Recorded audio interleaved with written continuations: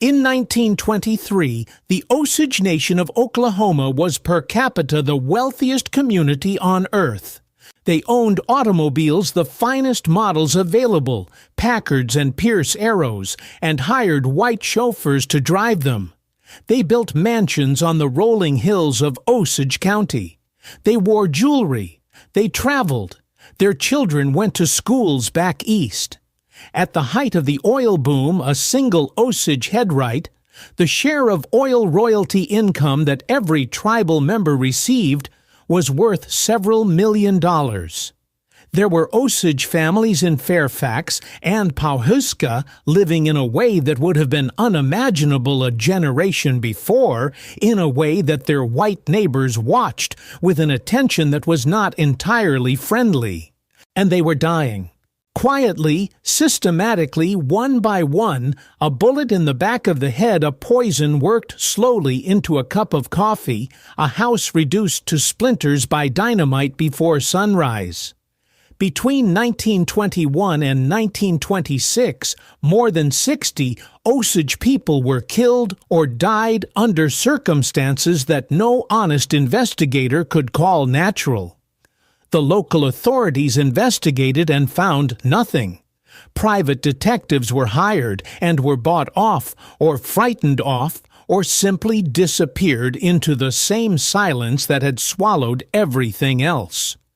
The Osage Tribal Council wrote to the federal government asking for help.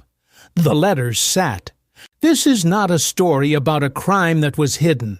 The murders were happening in plain sight in a county of 12,000 people, in a community where everyone knew everyone and everyone knew who held power. It is a story about a system, about the particular kind of evil that does not need to hide, because the law has already agreed to look the other way. About what happens when the machinery of government is turned against the people it was built to protect.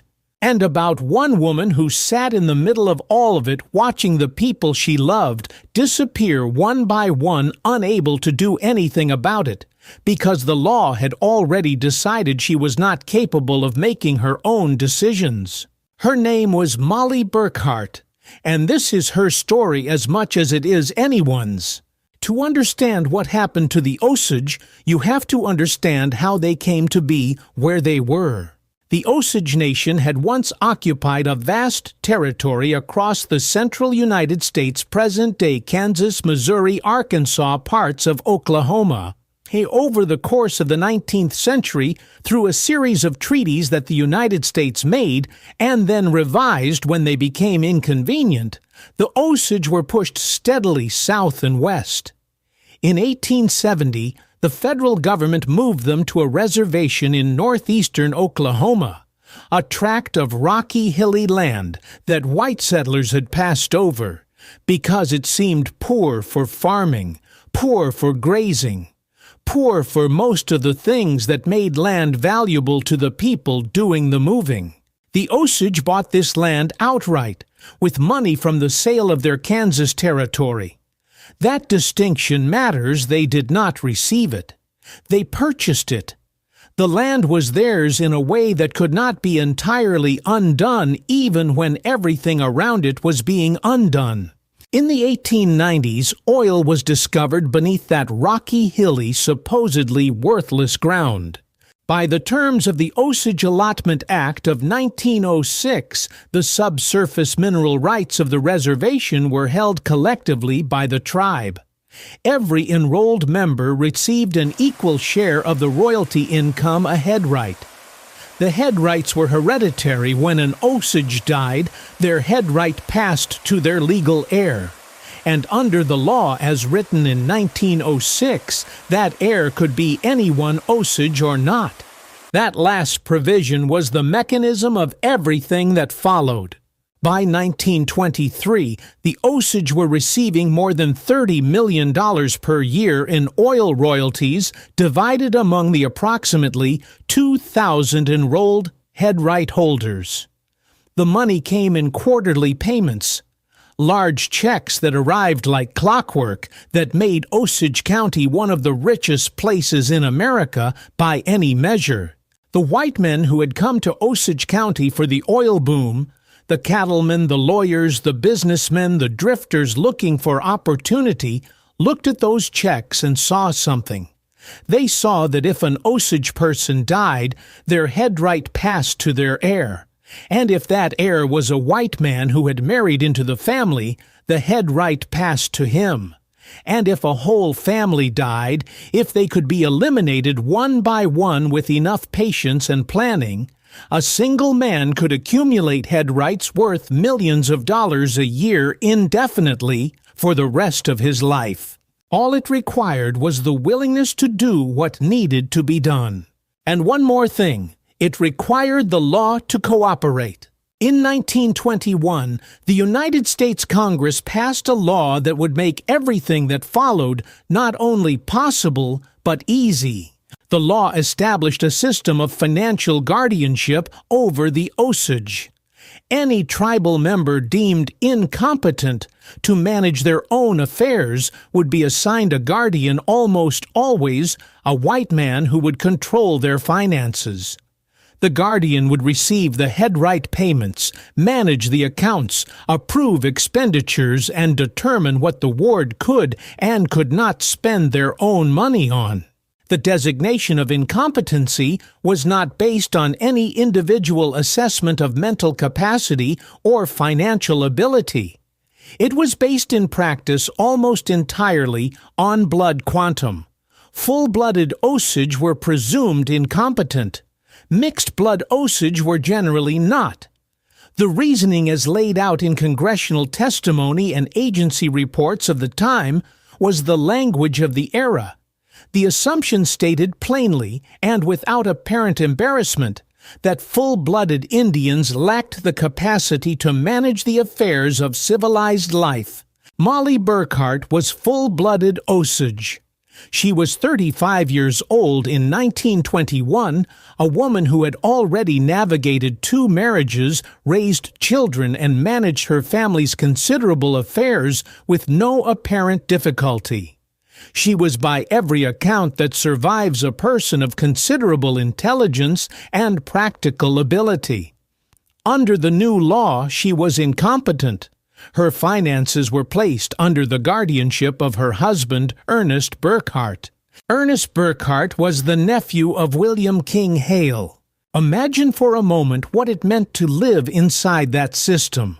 To be a woman of wealth and intelligence whose family had owned this land for 50 years, who had watched her nation accumulate the kind of riches that drew the entire world's attention, and to be told by the government of the country that had pushed you onto this land in the first place that you were not capable of signing your own checks, that you needed permission to buy medicine for your mother, that you could not travel to Washington to speak to the president about the deaths of your neighbors without the approval of the man who was, unbeknownst to you, orchestrating those deaths.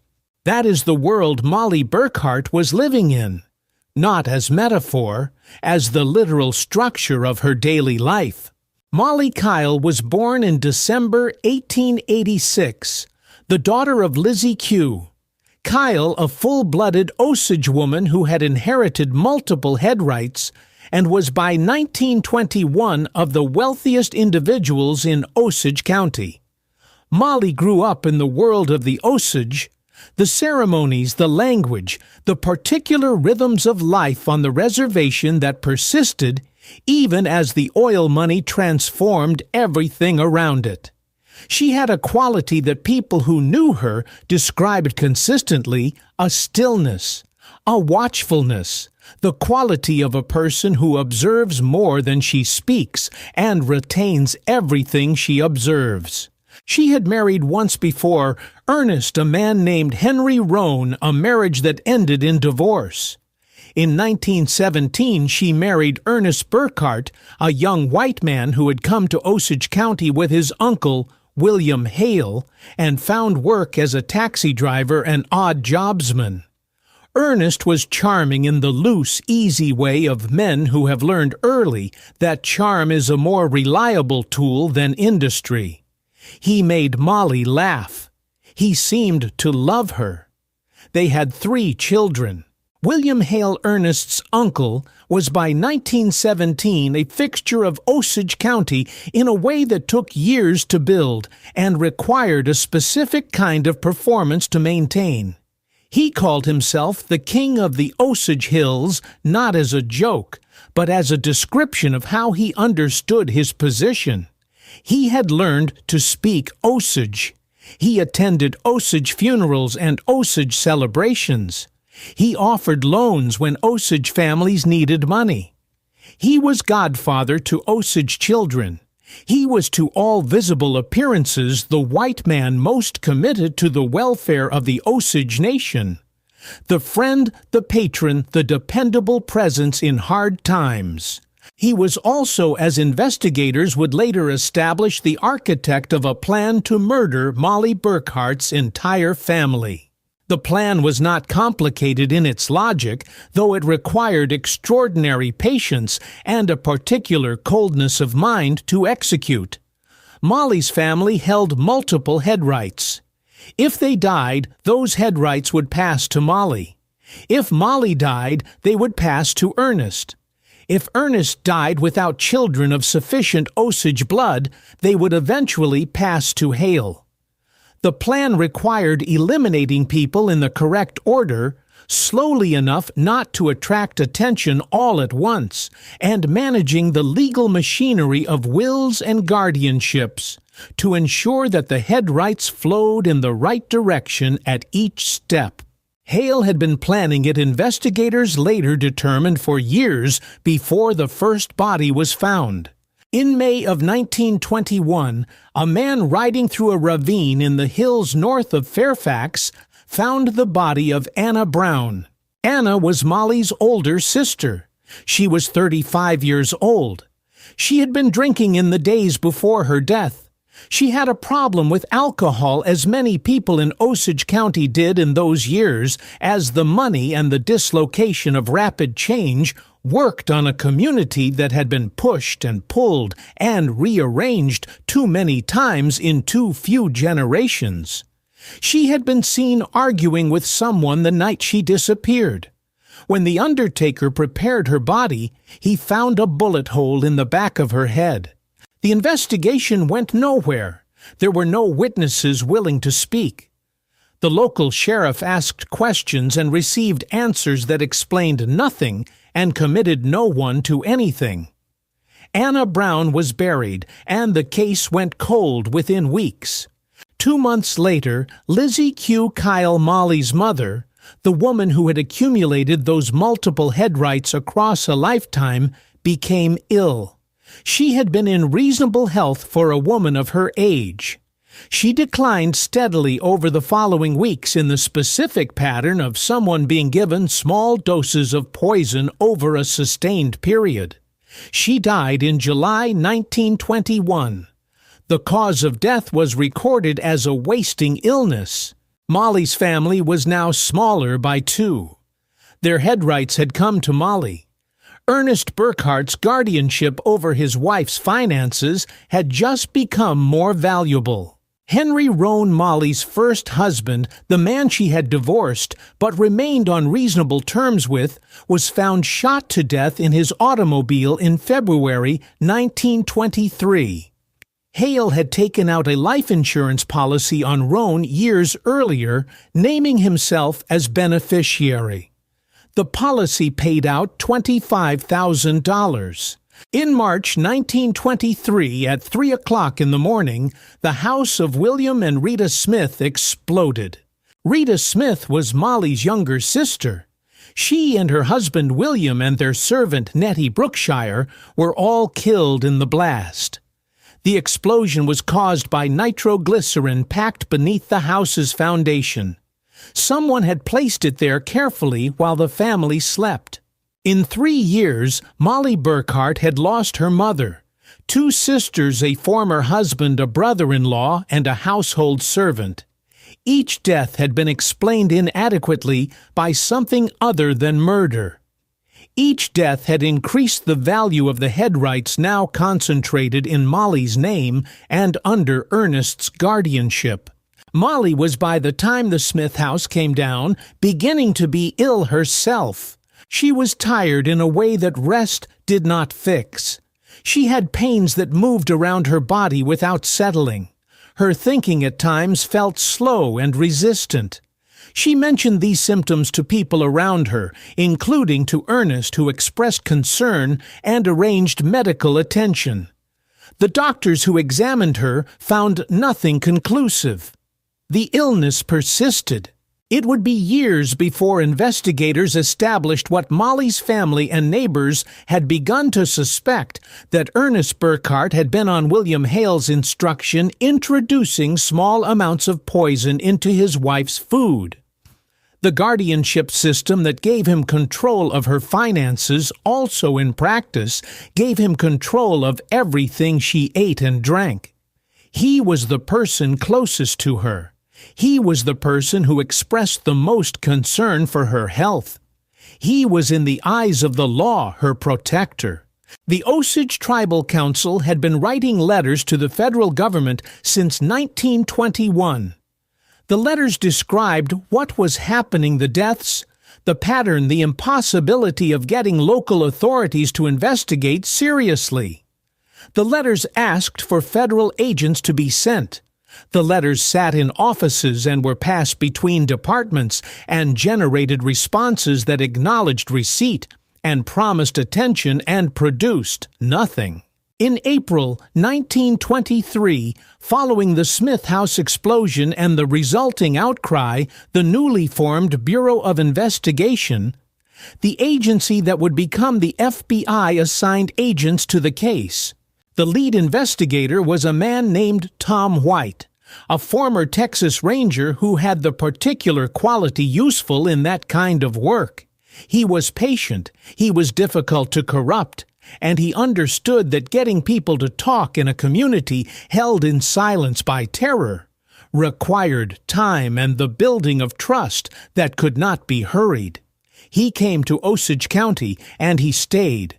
He recruited undercover agents who infiltrated the social world around William Hale, attending the same gatherings, drinking in the same establishments, slowly mapping the network of relationships and debts and loyalties that held Hale's operation together. It took 2 years. What White found when the full picture finally came into view was not primarily a story of individual murders, though it was certainly that. It was a story of infrastructure. Hale had not simply hired killers. He had built a system within the existing system using the mechanisms of law and commerce that white society had created. Guardianships, insurance policies, wills, legal marriages, property transfers. He had bribed local officials so thoroughly that the machinery of law enforcement in Osage County ran in his favor as a matter of routine. He had corrupted the lawyers who handled Osage estates, the doctors who signed death certificates, the judges who approved guardianship arrangements. He had made murder not an exception to the order of things, but an extension of it. When Ernest Burkhart finally broke, when he was confronted with enough evidence that maintaining his story became impossible, he told investigators what he knew about his uncle's operation. The confession was detailed, and it was damning, and it implicated not just the men who had pulled triggers and laid wires, but the broader network of cooperation and silence that had allowed it to continue for years. Hale was arrested in 1925. His trial, prolonged by legal maneuvers and the difficulty of finding jurors in Oklahoma who were not connected to his network, finally concluded in January 1929. He was convicted of ordering the murder of Henry Roan, just one of the 60-plus deaths attributed to his operation, and sentenced to life in prison. He was paroled in 1947. He was 66 years old and in good health. He lived another 21 years. He is buried in Wichita, Kansas. Ernest Burkhart received a life sentence and was paroled the same year as his uncle. He was later re-imprisoned after robbing another member of the Burkhart family, paroled again in 1957, and spent the rest of his life in Oklahoma. His and Molly's son James refused to see him. The wound did not heal. Of the 60 or more Osage killed during the Reign of Terror, only 4 convictions were ever obtained, covering a fraction of the deaths. The others, the dozens of men and women whose lives ended in ravines and explosions, and the slow accumulation of poison, were never the subject of any criminal proceeding. Their killers in most cases were never identified, by any official body, were never charged, were never asked to account for what they had done. Molly Burkhart recovered her health after investigators removed her from Ernest's household and custody and placed her under medical care in 1926. An agent's report noted with a clinical flatness that contains its own horror that after she was removed from Burkhart's control, she immediately regained her health. The poison administered by her husband over years had been making her sick. When it stopped, she got better. She divorced Ernest in 1926. She married a man named John Cobb in 1928. In 1931, she successfully sued to end her guardianship and regain control of her own finances, the money that had always been hers, the head rights that her mother had accumulated and passed to her, the oil wealth that the government of the United States had decided for 10 years she was not capable of managing herself. She had 6 years of financial independence before she died in June 1937 at the age of 50. The cause of her relatively early death has never been definitively established. The years of poisoning had done what sustained poisoning does. Her body had been through more than a body should be asked to bear.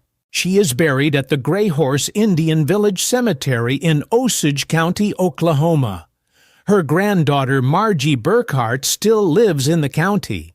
I want to say something about the guardianship system because I think it is the part of this story that most resists the comfortable resolution of focusing on William Hale.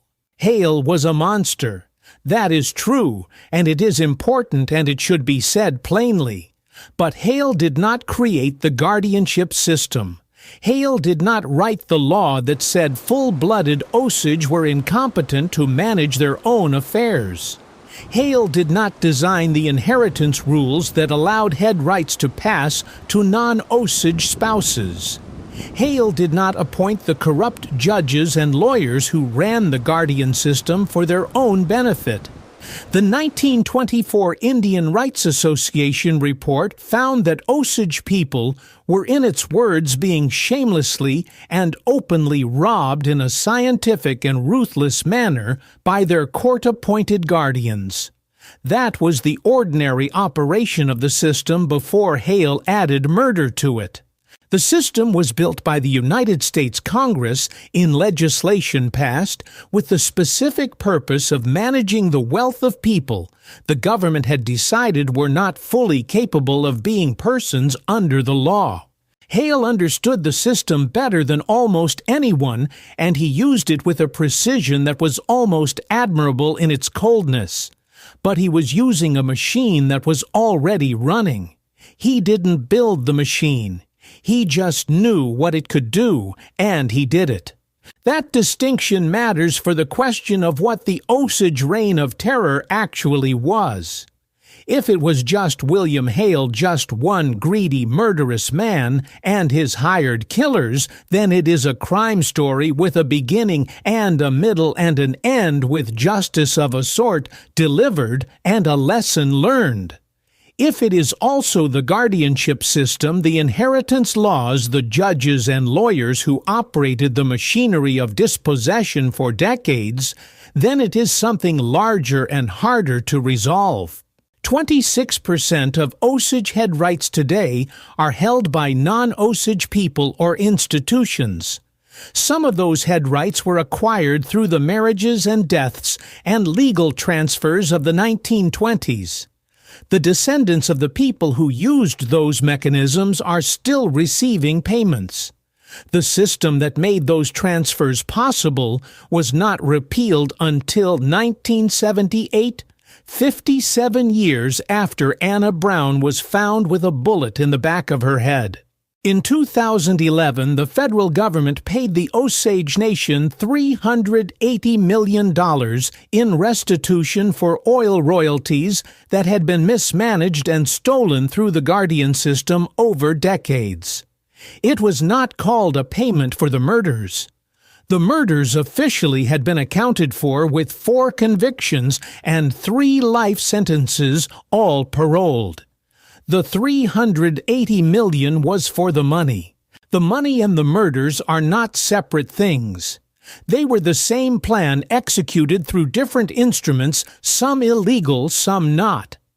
That is what the Osage Reign of Terror was, a conspiracy that moved fluidly between the legal and the illegal, that used the structures of law when they served the purpose and bypassed them.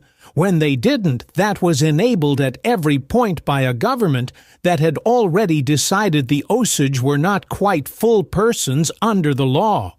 Pawhuska and Fairfax still stand in Osage County, Oklahoma. The oil is not gone, though. The great days of the boom are long past, and the head right payments are a fraction of what they were in 1923. The Osage Nation has its government and its cultural institutions and its language preservation programs and its ceremonies that have continued through everything, through removal and poverty and sudden wealth and murder and the slow drainage of that wealth back out, through the systems designed to drain it. The Gray Horse Indian Village Cemetery is still there. Molly Burkhart is buried there, as are members of her family. The reservation that the Osage bought with their own money in 1870, that the government told them was worthless, that turned out to contain the oil that made them the richest people in the world, and that made them a target for the full range of what greed can produce in human beings, that land is still theirs. That has not been taken. William Hale's grave is in Wichita, Kansas. There is no marker for what he did. There is no accounting in any official register of the 60 or more people who died, so that he and others like him could accumulate the head rights of a community that had been told by the government that they needed protecting. What the Osage needed protecting from, it turned out, was the protectors. That is the question this story leaves behind, not the question of William Hale, who has been judged inadequately, but formally by a court of law. The question of the system, of who builds a law that calls a people incompetent, that strips them of the ability to manage their own money, that places their wealth in the hands of the people who want to take it, and whether that law and the people who wrote it and enforced it and profited from it are ever asked to account for what they made possible. The answer in the case of the Osage is no. Hale was convicted in 1929. The system that enabled him was not repealed for another 50 years. The money that flowed through that system in the decades between flowed where it flowed. Some of it is still flowing. Molly Burkhart spent 10 years inside a legal structure that treated her as incompetent while it helped kill her family. She got 6 years of freedom before her body gave out. She was 50 years old. The oil is still there. The land is still theirs. What was taken from them is not.